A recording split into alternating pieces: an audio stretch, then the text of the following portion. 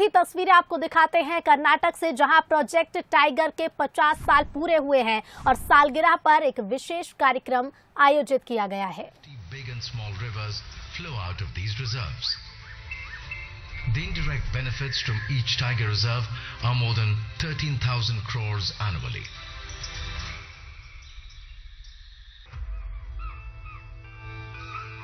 With more than 3,000 tigers in 53 tiger reserves, India harbors more than 70% global tiger population in about 75,000 square kilometers area.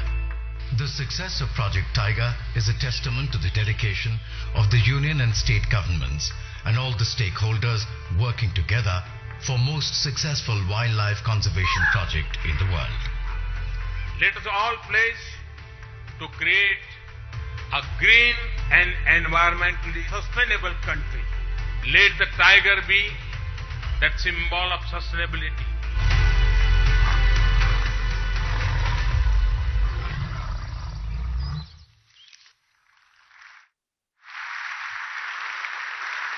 Ladies and gentlemen, we express our heartfelt gratitude to the Honorable Prime Minister of India, Honorable Shri Narendra Modi ji, for making this historic moment proud with his esteemed presence.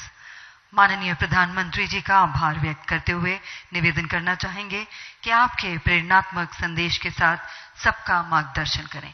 और एक बार फिर जोरदार तालियों के साथ स्वागत करते हैं माननीय प्रधानमंत्री जी, माननीय श्री नरेंद्र मोदी जी।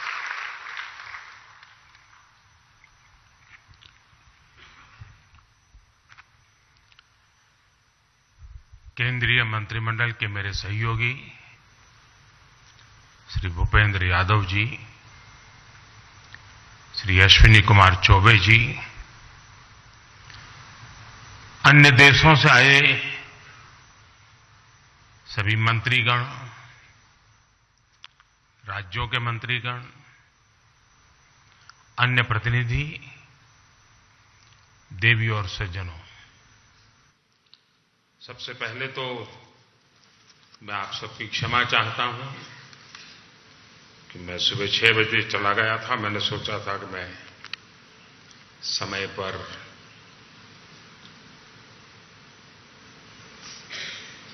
जंगलों का भ्रमण करके वापस आऊंगा, लेकिन मुझे 1 घंटा आने में ही देर हो गई।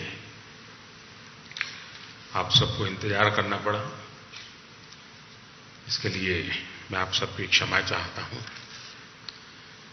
मेरी बात पहले ये जो टाइगर की संख्या का आंकड़ा हमने छुआ है, जो देखा है, हमारा ये परिवार का विस्तार हो रहा है, ये गौरवमय पल है। मैं आप सबसे आग्रह करता हूं, इन टाइगर के सम्मान में अपने स्थान खड़े होकर के हम टाइगर को स्टैंडिंग ओवेशन दें।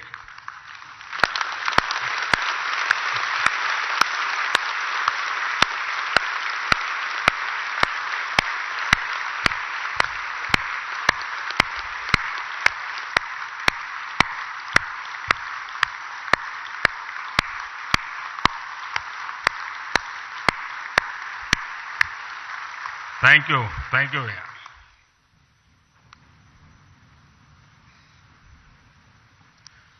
आज हम सभी एक बहुत ही महत्वपूर्ण पड़ाव के साक्षी बन रहे हैं। प्रोजेक्ट टाइगर को 50 वर्ष हो गए हैं। प्रोजेक्ट टाइगर की सफलता भारत के लिए ही नहीं, बल्कि पूरे विश्व के लिए गौरव का विषय है। भारत ने टाइगर को न सिर्फ बचाया है, बल्कि उसको फलने फूलने का एक बेहतरीन इकोसिस्टम दिया है। यह हम लोगों के लिए और भी सुखद है कि जिस समय हमने अपनी आजादी के 75 वर्ष पूरे किए हैं, उसी समय दुनिया की करीब करीब 75% टाइगर पॉपुलेशन भारत में ही है।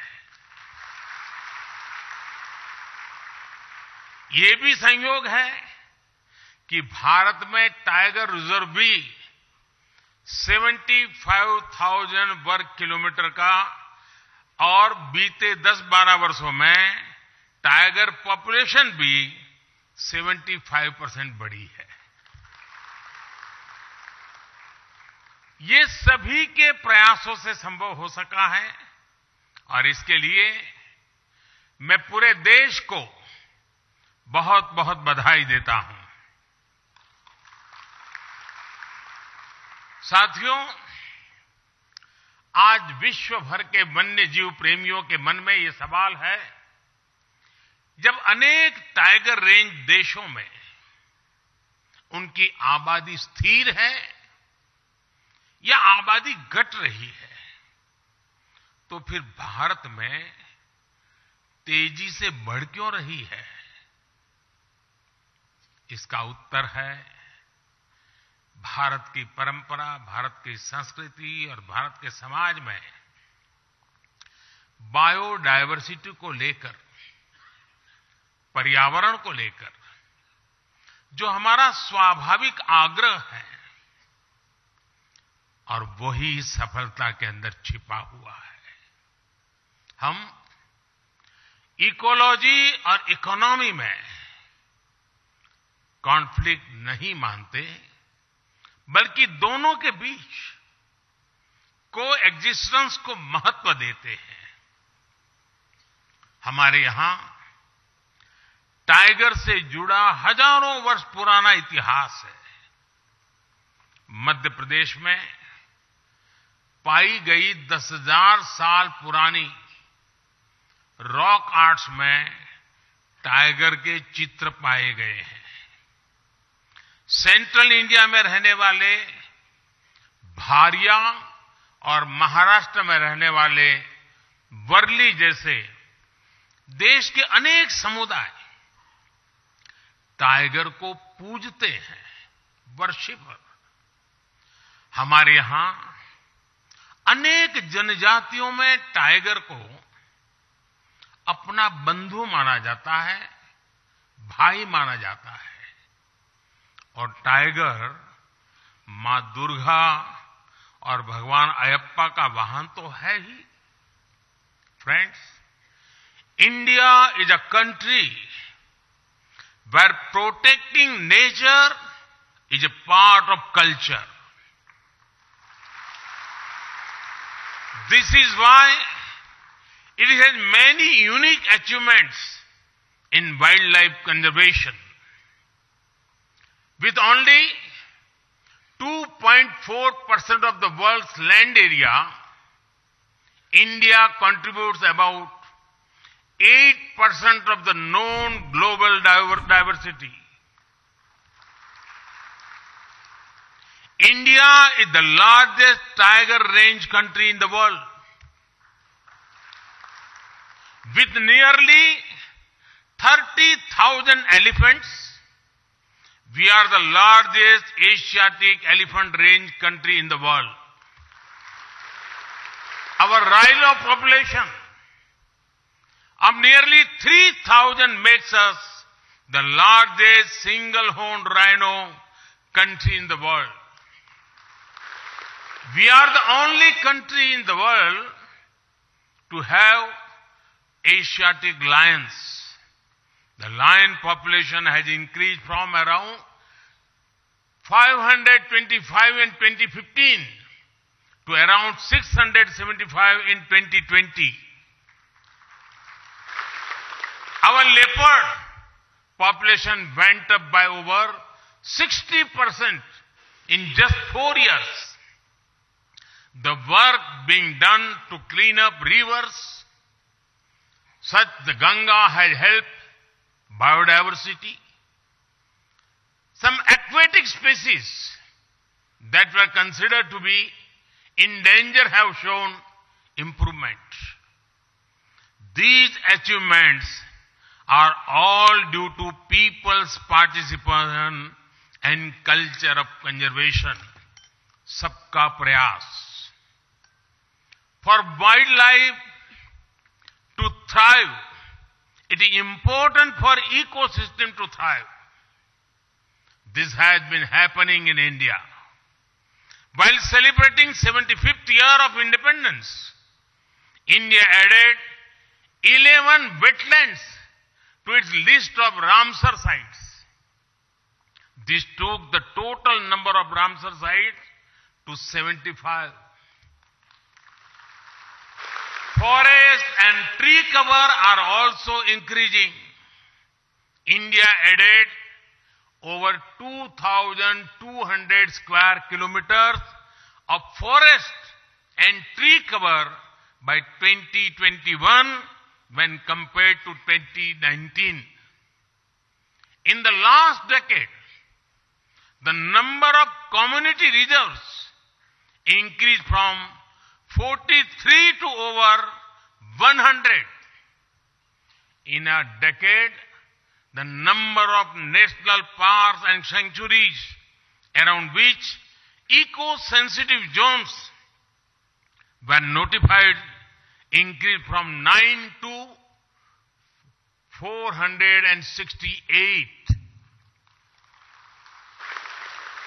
साथियों, वाइल्ड लाइफ कंजर्वेशन के इन सभी प्रयासों में मुझे गुजरात के अपने लंबे अनुभव का भी लाभ मिला है।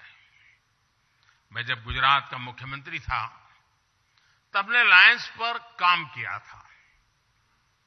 वहीं मैंने सीखा कि किसी वन्य जीव को बचाने के लिए हम सिर्फ एक भौगोलिक दायरे में सीमित नहीं रह सकते। हमें इसके लिए स्थानीय लोगों और एनिमल के बीच एक रिश्ता बनाना होगा।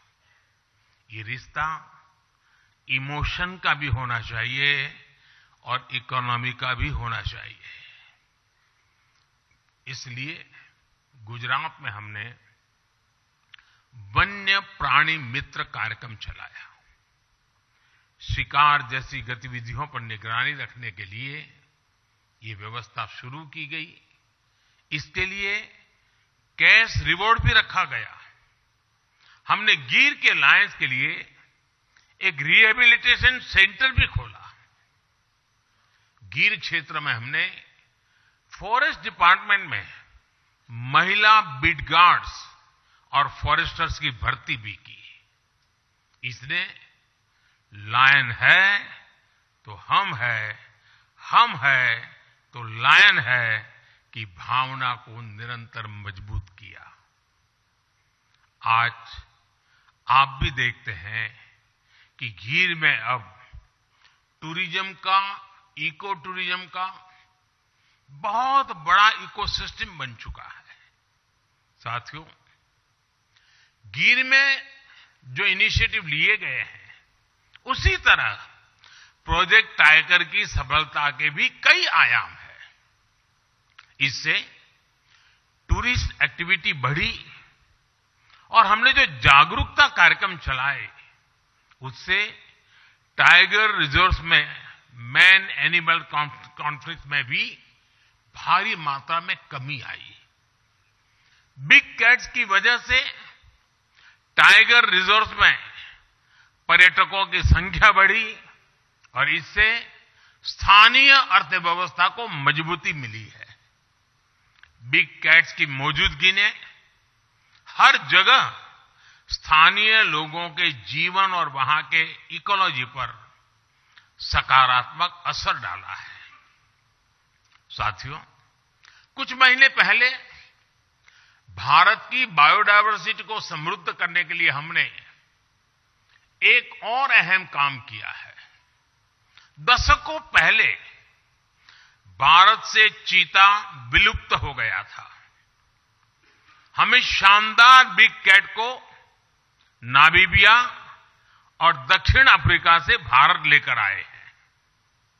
ये एक बिग कैट का पहला सफल ट्रांस कॉन्टिनेंटल ट्रांसलोकेशन है। कुछ दिन पहले ही कूनो नेशनल पार्क में 4 सुंदर शावकों ने जन्म लिया है। भारत की धरती से चीता करीब करीब 75 साल पहले विलुप्त हो गया था, यानी करीब करीब 75 साल बाद भारत की धरती पर किसी चीता ने जन्म लिया है। ये एक बहुत ही शुभ शुरुआत है। ये इस बात का भी प्रमाण है कि बायोडायवर्सिटी की रक्षा और उसकी समृद्धि के लिए इंटरनेशनल कोऑपरेशन कितना महत्वपूर्ण है। साथियों, वाइल्ड लाइफ का संरक्षण किसी एक देश का नहीं, बल्कि एक यूनिवर्सल इश्यू है। इसके लिए इंटरनेशनल अलायंस समय की जरूरत है। साल 2019 में ग्लोबल टाइगर डे पर मैंने एशिया में पोचिंग और इलीगल वाइल्ड लाइफ ट्रेड के विरुद्ध अलायंस का आह्वान किया था। इंटरनेशनल बिग कैट अलायंस इसी भावना का विस्तार है। इससे बिग कैट से जुड़े पूरे इकोसिस्टम के लिए फाइनेंशियल और टेक्निकल संसाधन जुटाना आसान होगा। इससे भारत सहित तमाम देशों के अनुभवों से निकले कंजर्वेशन और प्रोटेक्शन एजेंडा को लागू करने में आसानी होगी। इंटरनेशनल बिग कैट अलायंस, उसका फोकस दुनिया की 7 प्रमुख बिग कैट्स के संरक्षण पर होगा। यानी जिन देशों में tiger, lion, leopard, snow leopard, puma, jaguar और चीता है, ऐसे देश इस अलायंस का हिस्सा होंगे। इस अलायंस के तहत सदस्य देश अपने अनुभव शेयर कर पाएंगे, अपने साथी देश की ज्यादा तेजी से मदद कर पाएंगे। ये अलायंस रिसर्च, ट्रेनिंग और कैपेसिटी बिल्डिंग पर भी जोर देगा। हम साथ मिलकर इन प्रजातियों को विलुप्त होने से बचाएंगे, एक सुरक्षित और बेहतरीन इकोसिस्टम का निर्माण करेंगे। साथियों, मानवता का बेहतर भविष्य तभी संभव है जब हमारा पर्यावरण सुरक्षित रहेगा, हमारी बायोडायवर्सिटी का विस्तार होता रहेगा। ये दायित्व हम सभी का है, पूरे विश्व का है। इसी भावना को हम अपनी G20 अध्यक्षता के दौरान निरंतर प्रोत्साहित भी कर रहे हैं।